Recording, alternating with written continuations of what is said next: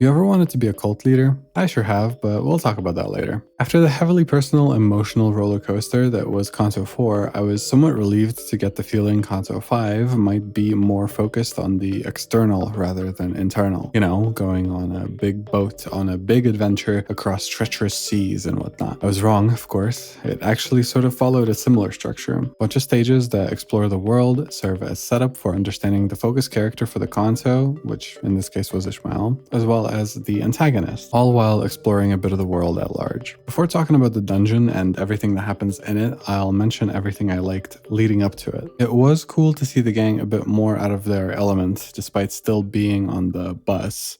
The grand scale of everything conveyed really well the insignificance of such a small group of people before the ebbs and flows of nature. Though how natural those waves are is kind of called into question, since they seem to be controlled by a singularity, if I recall correctly. This also played really greatly into some horror elements. I don't think they went full Lovecraft on us, but they got kind of close, tapping into the whole inexplicable, mind-bending, horrors beyond human comprehension type of thing from time to time, without fully committing to it. The way each region had its own laws and logic kinda reminded me of One Piece and made me wish they spent more time in each of them, focusing on going through them one by one, kind of exploring them. That would have definitely bloated it too much. I'm glad that the journey was brisk enough to have time for Ahab and her crew. I don't want to stall anymore.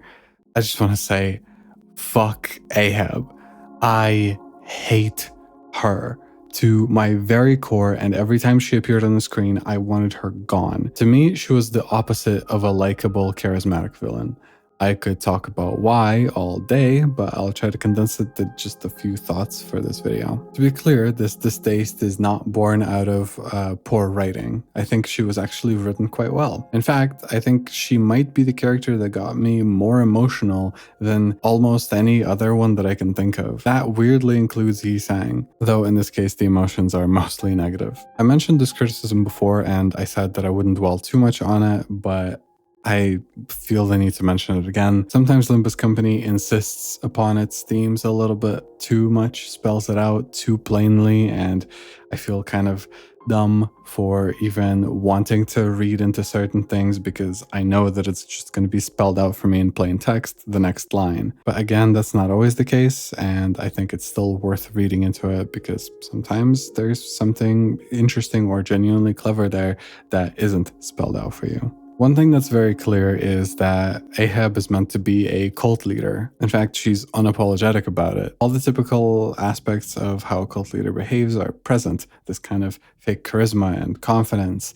preying on people in vulnerable positions to recruit them, or just people that are inexperienced, giving them big promises and constantly dangling that carrot on a stick. It didn't go over my head that every single time we saw Ahab's crew, they just kept repeating, once this is all over, once this is over, everything will be okay. I found it so slimy and awful how she really bought into her own bullshit, I think, the way these people normally do. The crew is completely dispensable. They're not real people. She saved them, but at the cost of having their individuality revoked. They're now a pawn in a scheme. They're just a resource that she gets to decide how to allocate. They're not full people anymore. One of the biggest pet peeves that I have in real life actually with people is the conflation of the strength of belief with the belief's quality. This is a common issue, for example, in science communication, where scientists are basically never sure about anything. There's no 100% way to disprove that something might happen, for example. But if you're a grifter or if you're writing a sensationalist newspaper, you don't really care about that. You don't care about the nuance and the details and the potentiality.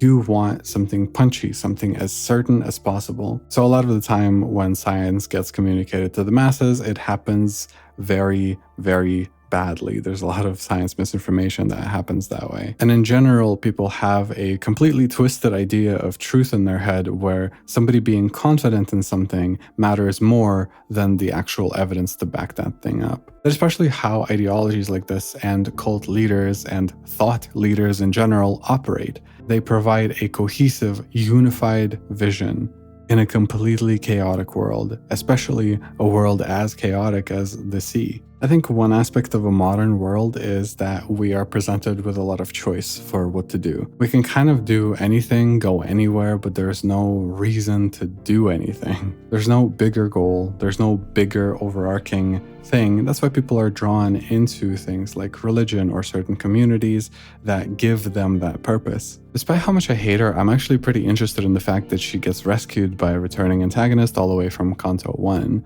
Curious what happens with that later down the line. And I think the reason she affected me so much is because of how curious yet repulsed I am by this sort of thing.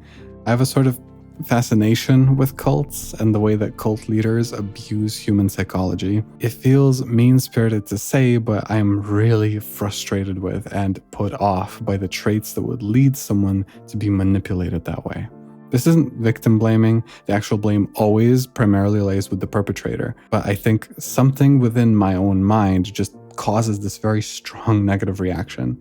At the risk of getting too personal, I often fail to practice what I preach, but I feel very strongly about human freedom.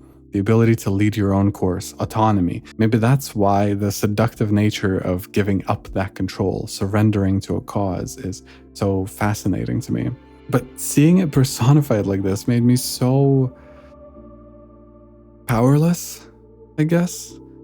The more I thought about it, the more I realized that I hated that no one was there to shut her down. I wished I could reach through the screen and smack her across the head, maybe smack some sense into her supporters while I'm at it. But of course, it's not that easy, and she is in an advantaged position compared to the gang. No one could do anything. I think it's one of the best bad feelings I've experienced in a while. Maybe all the more cathartic when Ishmael refuses to continue the cycle, recognizes that she isn't like Ahab while snatching away her former captain's victory right from under her nose in basically every way possible.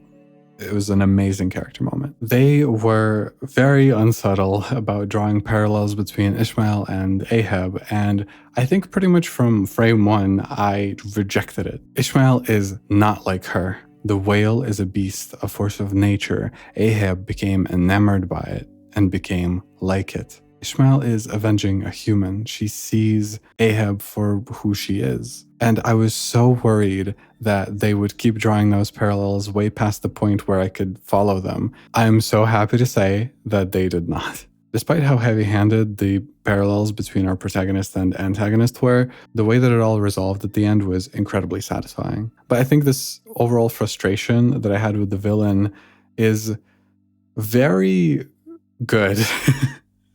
It's like this like the opposite of looter narrative dissonance. Like the feeling that I as a reader mimics the feeling of the character so well. And another reason why it was so cathartic when she was brought down is that it became very clear that Ahab is also just a person.